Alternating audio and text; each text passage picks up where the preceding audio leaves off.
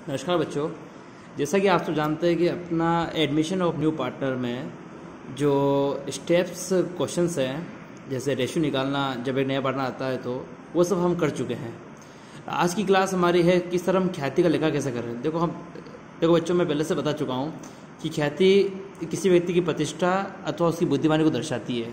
अर्थात एक व्यक्ति के लिए ख्याति का लेखा करना बहुत ज़रूरी है जब वो प्रवेश करता है या फिर वो अवकाश ग्रहण करता है। अभी हम प्रवेश करने की बात करते हैं तो सबसे पहले ख्याति का लेखा को हम कैरेक्टरिस्टिक्स करें, जब इसका वर्गीकरण करें तो आप देखिए वर्षों के क्रय के आधार पर तो इसमें दो विधि है, सरल औसत और भारित औसत विधि। सबसे पहले मैं फिर से कह रहा हूँ कि वर्षों का जो क्रय आधार है इसमें दो विधि है, एक तो सरल औसत, एक भारित औसत विधि। इसके बाद में सर सेकंड पॉइंट है पूंजीगण आधार। पूंजीगण आधार मतलब संपत्ति मानना ख्याति को, जिसमें जो ख्याति का लेखा है वो औसत लाभ पूंजीगण है, सेकंड अधिक लाभ पूंजीगण है, थर्ड क्रय प्रतिफल विधि है, फोर्थ वार्षिकी विधि है और फिफ्थ है छिपी हुई ख्याति। अर्थात इन 7 विधियों से हम ख्याति का लेखा करेंगे।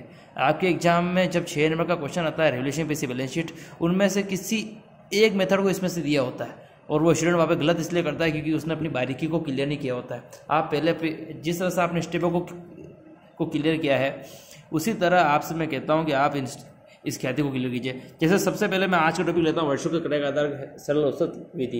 ये जो सरल औसत विधि है ये आपकी ये रही, वर्षों का क्रय आधार सरल औसत विधि। इसका नाम है औसत लाभ विधि कहते हैं, जिसमें गुडविल का जो फॉर्मूला होता है उसे कहते हैं average profit multiple number of years purchase. अब स्टूडेंट पूछते हैं कि सर ये ईयर्स परचेज क्या है। अर्थात हम जो ख्याति का लेखा कर रहे हैं वो इतने वर्षों के लिए कर रहे हैं, इसका मतलब होता है ईयर्स परचेज। इसके बाद में जब आप इसमें क्वेश्चन देखेंगे तो पहली बात तो ये, एक एग्जाम्पल लेते हैं हम। पिछले 4 वर्ष के लाभ निम्न है, 2 वर्ष के क्रय के आधार पर आप ख्याति की गणना कीजिए। जो पिछले 4 वर्ष के लाभ है वो निम्न है और हमें चाहिए 2 वर्ष के क्रय के आधार पर ख्याति करना। सबसे पहले तो 12,000 है जिसमें 2,000 सट्टे का लाभ शामिल है, 15,000 है जिसमें 3,000 मशीन की हानि शामिल है, 8,000 है जिसमें स्टॉक का मूल्यांकन 2,000 से अधिक है और 13,000 है 3,000 का पूंजीगत खर्च है। अर्थात इन 4 के ऊपर डिपेंड है आपकी गुडविल। सबसे पहले तो सर हम इन प्रॉफिट को सही करते हैं। अब हम सही क्यों करें, इसलिए करें क्योंकि आप ख्याति का लेखा कर रहे हो और ख्याति कोई गलत पैसा रखना नहीं चाहती। ख्याति हमेशा एक लीगल, एक वैध तरीके से ही निकलती है। तो सॉरी, सबसे पहले बात यह है कि ख्याति आपकी 12,000 रुपये यहाँ पर फर्स्ट ईयर का प्रॉफिट है, उसमें 2,000 सट्टे का लाभ शामिल है।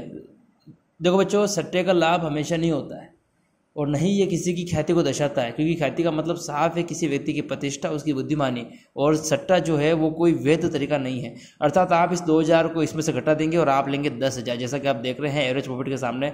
सेकंड ईयर 15,000 रुपये का प्रॉफिट दिया है और 3,000 मशीन की हानि शामिल है। देखो जो मशीन की जो हानि होती है वो वास्तव में हमेशा नहीं होती है। आपने एक मशीन बेची है, उसको बेचने से हानि होगी, लेकिन आप रोज़ देखते कि हम रोज़ मशीनें नहीं बेचते। अर्थात ये एक पूंजीगत खर्चा है, न कि आयगत।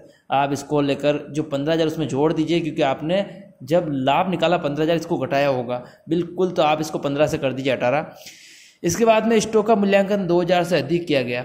जो स्टॉक है, स्टॉक मूल्यांकन 2,000 से अधिक किया गया, मतलब कि 8,000 का लाभ है, उसमें 2,000 का स्टॉक मूल्यांकन अधिक हुआ। देखो बच्चों, सीधी सी बात है, ये लाइन ऐसी है जो 2 जगह फिट करती है, एक तो इस साल, एक इसके अगले साल। आप इस साल इसको घटा दीजिए तो अगले साल इसको जोड़ दिए। क्यों?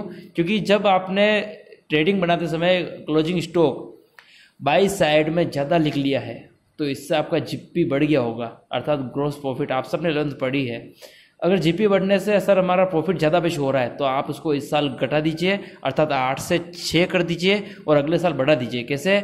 अगले साल प्रॉफिट है 13,000, 13,000 में हमने 2,000 पिछला जोड़ दिया, हो गया 15,000, और उस 15,000 में से सर 3,000 का पूंजीगत एक खर्च है। पूंजीगत खर्च मतलब ऐसा खर्च जो रोज़ नहीं होता, मतलब एक असामान्य खर्च है, इसको आप घटा दीजिए, आपका जाएगा 12,000। इनको जोड़ के आप औसत निकालेंगे तो औसत आएगा आपके 46,000 डिवाइड बाई 4, जो आएगा 11,500। इसको आप सोल्व करेंगे तो गुडविल बराबर हो जाएगी एवरेज प्रॉफिट मल्टीपल 2, क्योंकि इस क्वेश्चन में कहा गया कि 2 वर्षों के क्रय के आधार पर आपको जितने वर्ष कहे 3 गुना, 4 गुना या फिर 2 गुना, आप उससे गुणा कर दीजिए। फिर एवरेज प्रॉफिट मल्टीपल 2, 11,500 मल्टीपल 2 बराबर 23,000 रुपये आपके ख्याति कहलाएगी।